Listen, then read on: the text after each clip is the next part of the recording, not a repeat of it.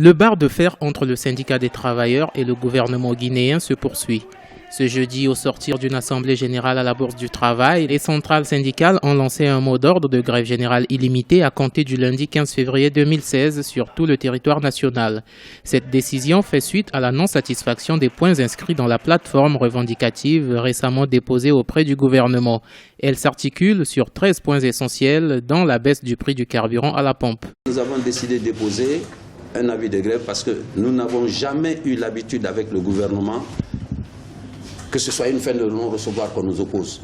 Toutes les fois que nous sommes partis, nous avons donné des propositions et ils nous ont fait des contre-propositions. Et finalement, entre ces deux positions, nous nous entendions quelque part. Et ça faisait l'objet d'un protocole. Mais cette fois-ci, nous n'avons pas vu cela et nous avons préféré recourir à notre moyen ultime qu'est la grève. Le gouvernement et l'ex-centrale CNTG-USTG avaient ouvert la semaine dernière des négociations en vue de trouver un accord pouvant permettre d'éviter une éventuelle crise sociale. Le gouvernement guinéen, quant à lui, avance l'argument de l'impact de l'épidémie d'Ebola sur l'économie du pays et plaide à ce qu'aucun mouvement de grève ne soit déclenché. C'est d'ailleurs dans ce sens que le dernier Conseil des ministres, qui s'est tenu le jeudi 4 février 2016, s'est penché sur la question en vue de trouver les moyens de poursuivre les discussions avec le mouvement social.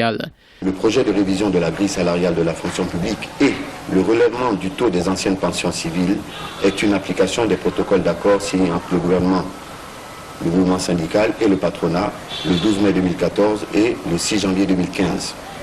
À cet effet, une commission technique a été chargée de concevoir un projet. Cette commission a proposé une nouvelle grille des salaires en s'appuyant sur les réformes du système éducatif, licence, master, doctorat, et l'éclatement des hiérarchies B et A pour en faire 6 sous-hiérarchies. Le principe de la revalorisation des anciennes pensions civiles a également été adopté et le Conseil a recommandé la poursuite des négociations avec les partenaires sociaux. Outre la baisse du prix du carburant, les travailleurs demandent également l'application de la nouvelle grille salariale ainsi que le nouveau régime des pensions et l'arrêt des tracasseries policières. Les autorités espèrent aboutir d'ici la date indiquée à un accord avec le mouvement syndical.